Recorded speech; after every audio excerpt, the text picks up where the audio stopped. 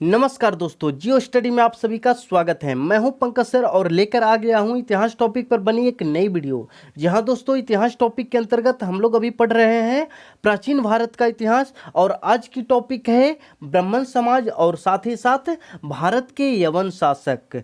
इससे पहले हम लोग पढ़ चुके हैं मौर्य वंश। मौर्य वंश का अगला वंश जो आता है ब्राह्मण समाज है। तो चलिए शुरू करते हैं आज की वीडियो। ब्राह्मण समाज में जो पहला वंश आया वह आया शुंग वंश। ठीक है, शुंग वंश का जो संस्थापक हुए वह हुए पुष्यमित्र शुंग, जो कि एक ब्राह्मण जाति के थे। इन्होंने अपनी राजधानी विदिशा में स्थापित किया। याद रखिएगा, पुष्यमित्र शुंग ने अपनी राजधानी विदिशा में स्थापित किया। मिनांडर जो कि इंडो यूनानी, ठीक है, मिनांडर जो कि इंडो यूनानी या हिंद यूनानी के शासक था, उसको पुष्यमित्र शुंग ने पराजित किया था।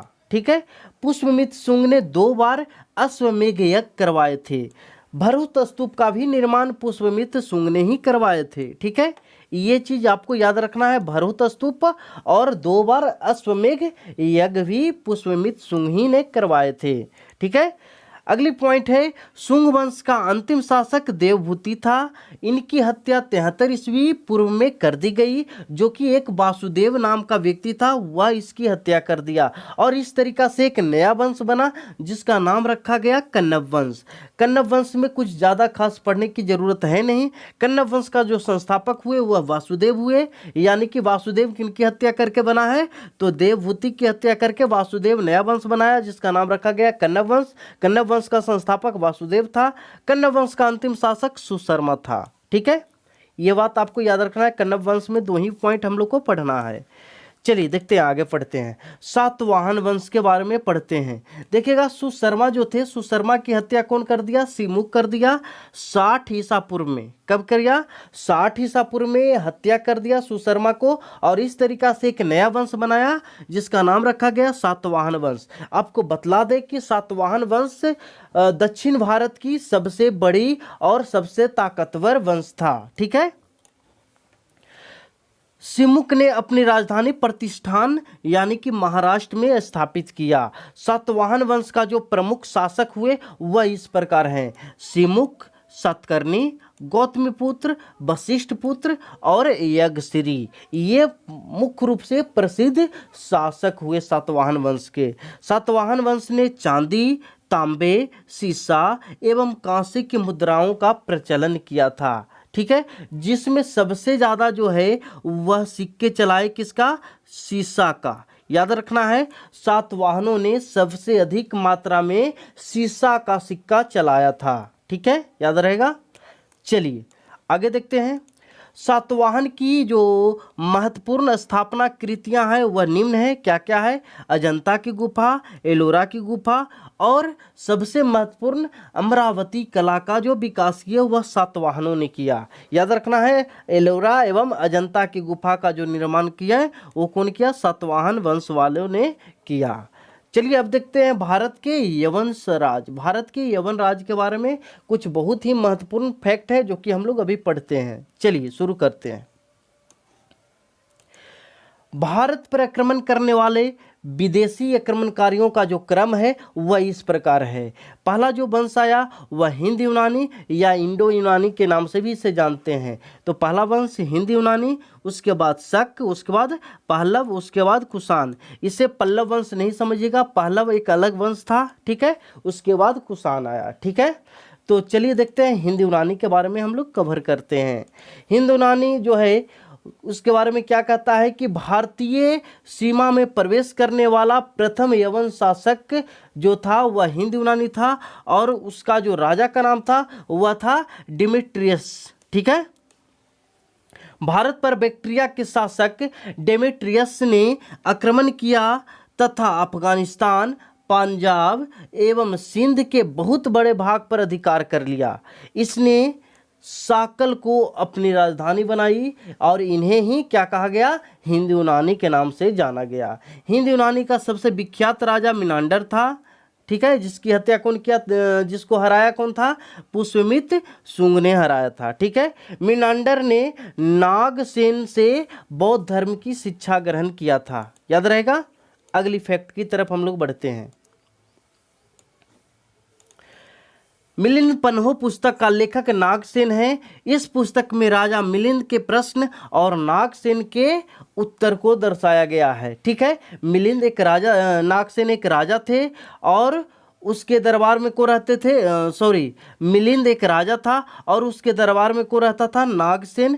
नागसेन देखिए, मिलिंद जो है वह प्रश्न करते थे, उसका उत्तर कौन देता था? नागसेन। नागसेन क्या था? एक लेखक था जिसका उत्तर देता था और एक पुस्तक की रचना किया जिनका नाम था मिलिंद पन्हो। मिलिंद पन्हो पुस्तक का लेखक कौन है? नागसेन। ठीक है। भारत में सोने के सिक्के सर्वप्रथम हिंद यूनानियों ने जारी किया। बहुत ही इंपॉर्टेंट फैक्ट है, याद रखना है। देखिएगा, 2-3 शब्द पूछता है एग्जाम में जो कि बार बार कंफ्यूज होते रहते हैं।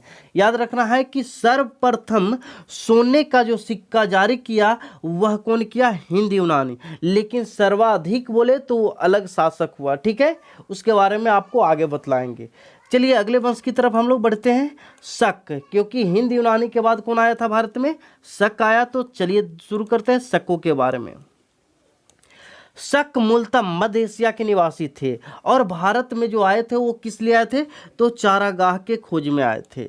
शकों का सबसे प्रतापी शासक हुआ रुद्रदामन प्रथम। ठीक है, सुदर्शन झील का साफ सफाई रुद्रदामन प्रथम ने ही करवाया था। 58 ईसा पूर्व में उज्जैन के एक स्थानीय राजा जो थे वो शकों को पराजित कर दिया। ये शक जो थे, शकों को पराजित कौन किया? तो उज्जैन के एक स्थानीय राजा ने शकों को क्या कर दिया? पराजित कर दिया। कब कर दिया? तो 58 ईसा पूर्व में कर दिया। शकों पर विजय के उपलक्ष्य में 58 ईसा पूर्व में एक नया संवत चालू किया। कौन सा संवत? तो विक्रम संवत। बार बार एग्जाम में पूछे जाते हैं विक्रम संवत के बारे में। विक्रम संवत का जो है वह जो है विक्रम संवत कब आया? तो 58 ईसा पूर्व में एक नया संवत आया जिसका नाम है विक्रम संवत। ठीक है, विक्रम संवत का आरंभ जो हुआ 58 ईसा पूर्व में हुआ। किस लिए हुआ? तो शकों पर विजय के उपलक्ष्य में विक्रम संवत लाया गया। ठीक है, क्लियर है? समझ में आ रहा है? चलिए अगले वंश के ऊपर आते हैं। देखिएगा, अगला वंश जो है कुषाण वंश है। अब आप कहिएगा कि पल्लव वंश क्यों नहीं बताया गया?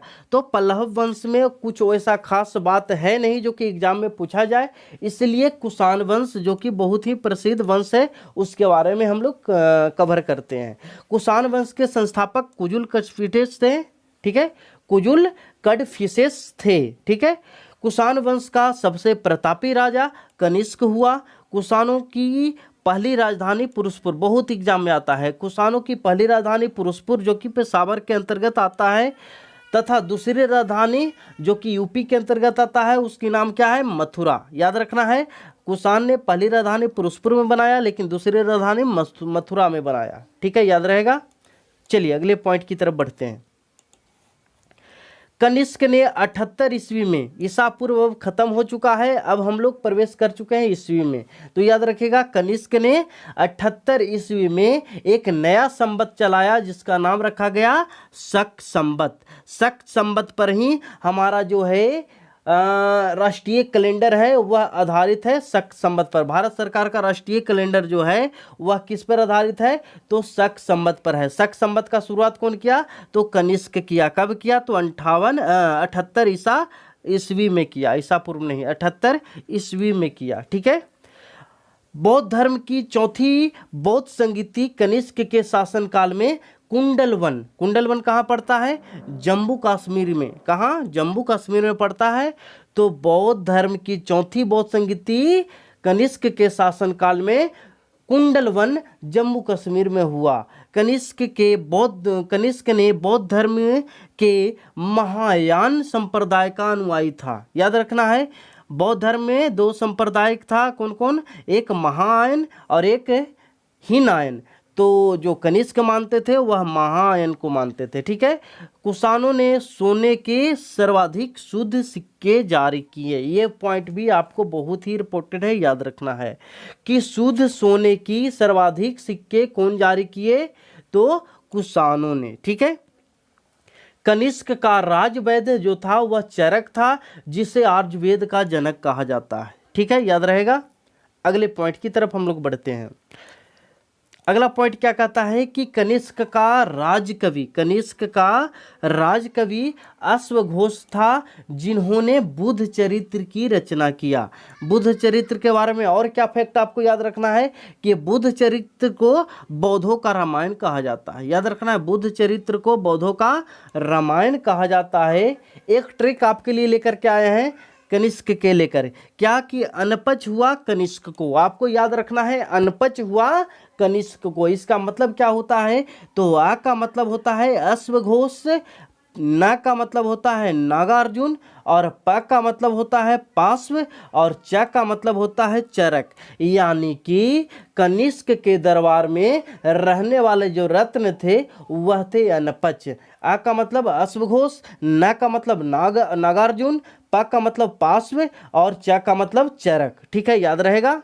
चलिए अगले पॉइंट की तरफ हम लोग बढ़ते हैं। भारत का आइंस्टीन कहे जाते हैं कौन, तो नागार्जुन, जो कि क्या थे, लेखक थे। क्या थे, लेखक थे। किनका, चरक के दरबार में रहते थे। कनिष्क की जो मृत्यु हुई वो 102 ईस्वी में हो गई। कब हुई, कनिष्क का मृत्यु 102 ईस्वी में हो गई। कुषाण वंश का अंतिम शासक वासुदेव था। याद रखना है, कुषाण वंश जो है, कुषाण वंश का अंतिम शासक वासुदेव था।